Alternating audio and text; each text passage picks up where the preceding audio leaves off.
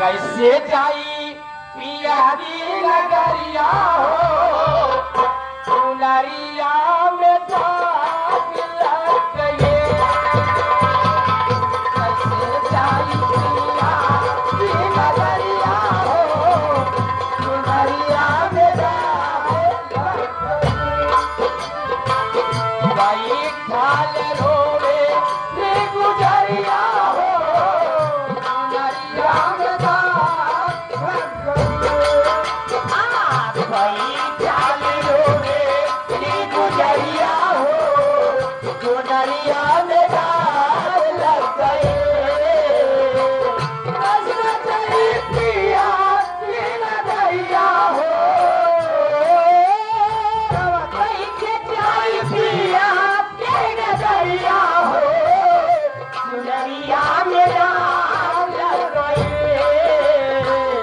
कैसे जाई पियारी नगरिया हो सुनरिया में दाग लग गए।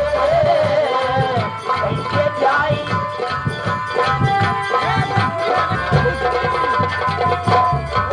मैडम जी भोजपुरी गाना क्या बात है? ये आ गए हमारे आपके शहंशाह दूल्हे राजा के फूफा जी।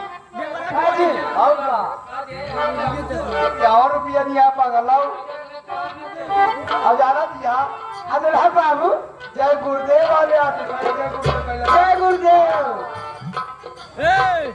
अरे बात हमारा के कौआ के संगे सेवा अरे बात हमारा के सया के संगे सेवा चली तब हमारी के दिया वक्त के सेवा चला भाई हमारा के दिया वक्त के सेवा कभी बातें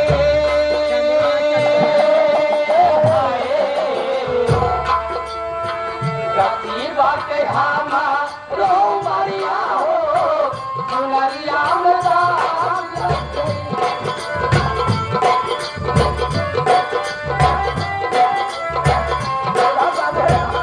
ए दीदी कहाँ गए हो? अरे आज के शहंशाह के हमारे दूल्हे राजा खीरा जी मामा फूफा ये बच्चे कहाँ गए ना जा दीदी।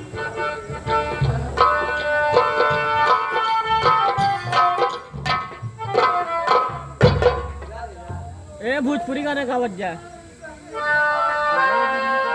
मैं कहना जा चाहती हूँ क्या कहना है?